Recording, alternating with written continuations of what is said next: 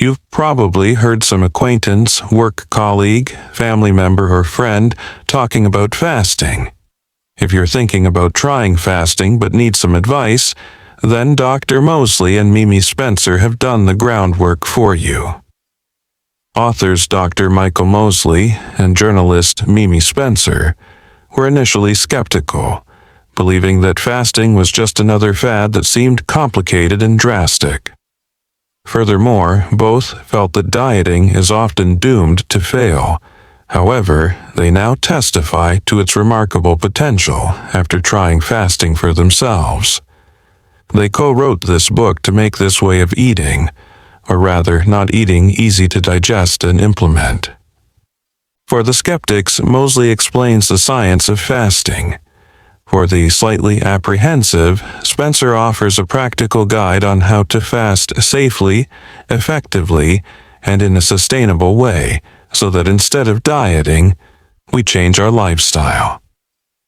This summary briefly guides us through the simple fast diet plan.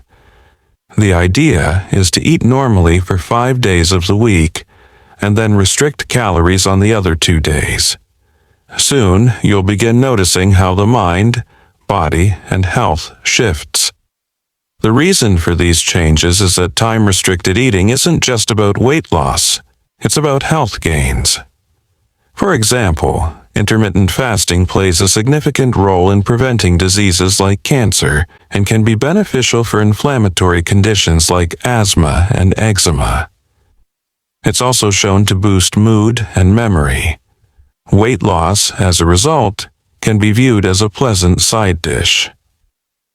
A word of caution from the authors, though. The information in the book is for general purposes only. For anyone with underlying health problems or doubts about the author's suggestions, their advice is to consult a qualified medical, dietary, or other appropriate professional. Fasting also isn't recommended for women trying to fall pregnant or for children. Examining attitudes and beliefs about food. Let's start with some facts. Fasting for short periods is good for us. However, prolonged fasting isn't healthy unless it's for a specific health reason, which would require close medical supervision. While fasting, we can still hit the gym, and the latest scientific research shows that fasting, combined with exercise, particularly high-intensity training, is actually good for you. Fasting is also easier than we think, because it's not about what to eat, but when to eat. It's also important to note that we don't stop eating altogether. Rather, we just restrict calorie intake. What's more, we can still enjoy a light breakfast and dinner on the 2 fasting days of the week, which can be any 2 days we choose. There are many perceptions and misconceptions about fasting. There are those who see fasting as unhealthy or eccentric, and others who believe that eating a little and often is the answer, because it boosts metabolism and prevents us from gorging on junk food. Some advocate only eating low-fat foods or restricting carbohydrates. But is this the answer to weight loss? Despite all of these suggestions, obesity still prevails. What's the reason for the obesity epidemic? Some believe that it's because we're eating when we don't actually need to. If we look at how we were eating 30 years ago, we eat around 180 calories a day because of snacking. A lot of these snacks come in the form of beverages like milky or fizzy drinks, as well as smoothies. Furthermore, we also eat more at our regular meal times, by an average of 120 calories per day. It's been found that snacking leads to eating more, not less, and snacking doesn't ward off hunger. In fact, the opposite seems to apply. This was supported in a study where volunteers with type 2 diabetes were divided into 2 groups. Both groups had to consume the same number of calories, totaling 1,700 per day. These 1,700 calories had to be consumed in either 2 or 6 meals per day, depending on the group.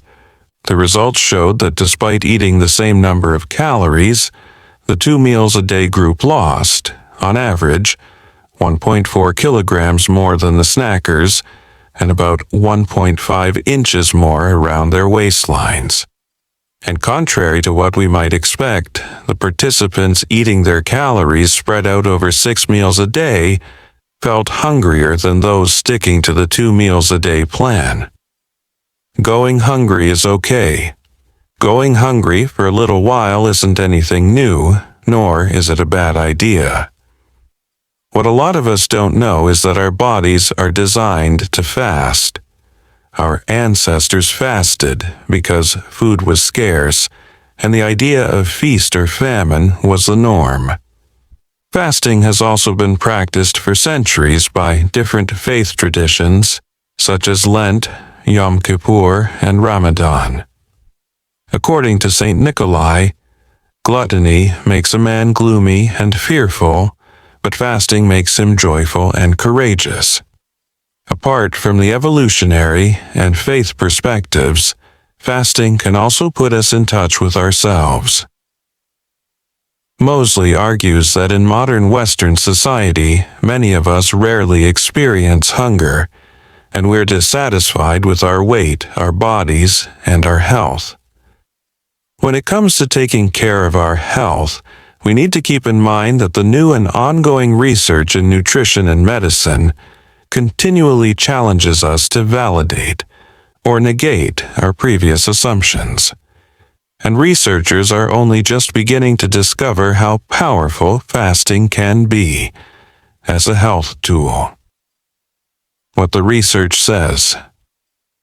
2 researchers, Professor Walter Longo and Professor Mark Madison, feature prominently and have conducted extensive research on the human diet. Prof. Longo is the director of the University of Southern California's Longevity Institute. He explores the positive role that fasting plays in aging well, and how it helps ward off age-related diseases like cancer and diabetes. Mark Madison, a neuroscience professor, has studied the effects of fasting on the brain, how it reduces inflammatory conditions and enhances cognition, memory, mood, and well-being. According to Professor Longo, going without food for even relatively short periods switches on our repair genes. Switching on these genes when fasting gives the pancreas a rest. This in turn boosts the effectiveness of the insulin produced in response to elevated blood glucose. And increased insulin effectiveness reduces the risk of obesity, diabetes, heart disease, and cognitive decline. Fasting also regulates a hormone called IGF-1, which stands for insulin-like growth factor 1. As the name implies, this hormone has growth-promoting effects on almost every cell in our bodies. We need adequate levels of IGF-1 and other growth factors when we're young and growing, but high levels later in life appear to lead to accelerated aging and cancer. A reduction in IGF-1 means reducing our risk of contracting some age-related diseases like cancer. As Professor Longo explains, it's like driving a car with one's foot flat down on the accelerator, pushing it to perform all the time. Imagine, instead of occasionally taking your car to the garage and changing parts and pieces, you simply kept on driving it, and driving it, and driving it. Well, the car, of course, is going to break down. Something else that happens is a process called autophagy. Autophagy, meaning self-eat, occurs when the body breaks down and recycles old and tired cells. Just as it's essential to get rid of damaged or aging parts in our cars, so our bodies need to do something similar to keep everything in working order. Fasting helps clear out old or damaged cells, but can also spark the production of new ones. In a fascinating study published in 2014, Professor Longo and his colleagues showed that fasting could switch on stem cells that regenerate the immune system. Stem cells are special human cells that, when activated, can develop into many different cell types. They can become brain, liver, heart tissue, or whatever else needs to regenerate. We know that as we age, our immune systems are more vulnerable. If we can strengthen our immune systems, we're able to keep infections at bay and reduce our risk of developing diseases like cancer. Fasting is also good for our brains. Fasting doesn't just protect our aging bodies, it's also good for our brains. Professor Madison's studies on the aging brain indicate that fasting can combat Alzheimer's and other forms of dementia. In a study with mice, he found that fasting increased the production of a protein called brain-derived neurotrophic factor. BDNF stimulates stem cells, which turn into new nerve cells in the brain's memory center, or hippocampus. Madison points out that from an evolutionary perspective, this makes sense. Our ancestors who could respond to hunger with increased cognitive ability had a distinct survival advantage. For example, the ability to remember where food sources are despite feelings of hunger is a massive advantage. If animals are in an area where there are limited food resources, it's important that they can remember where food is, as well as remembering where hazards and predators are. Another of Professor Madison's findings is that BDNF seems to protect the brain against the ravages of dementia, and age-related mental decline, and improve mood. He believes that within a few weeks of starting a 2-day-a-week fasting regime, BDNF levels begin to rise, suppressing anxiety and elevating mood. While fasting isn't scientifically proven to curb inflammatory responses, such as asthma, many people living with asthma who fast report an alleviation of symptoms after following this plan. Research suggests that this improvement might relate to a significant drop in proteins that cause an inflammatory response in the body, such as tumor necrosis factor. Eczema is also an inflammatory condition, and while there's no scientific proof, fasting may relieve the symptoms of chronic eczema sufferers. So, fasting might reduce our waistline, but the potential effect it has on increasing our lifespan and improving our health is what scientists find exciting. A glimpse into real life. Let's move out of the lab and into real life by beginning with the author's experiences. Mosley was drawn to intermittent fasting, not only by this emerging scientific evidence, but also because of his circumstances. He was in his mid-50s, had high blood sugar, and was slightly overweight. His journey began with blood analysis and a weigh-in. He then followed a 3-month 5-2 intermittent fasting diet. He ate 600 calories on 2 days per week and normal calorie intake for the remaining 5 days. By the end of 3 months, he had lost 19 pounds, and his body mass index dropped from 26.4, to 24. The recommended norm is between 19 and 25. He was no longer overweight. He was also able to shrink his waist measurement from 36 to 33 inches.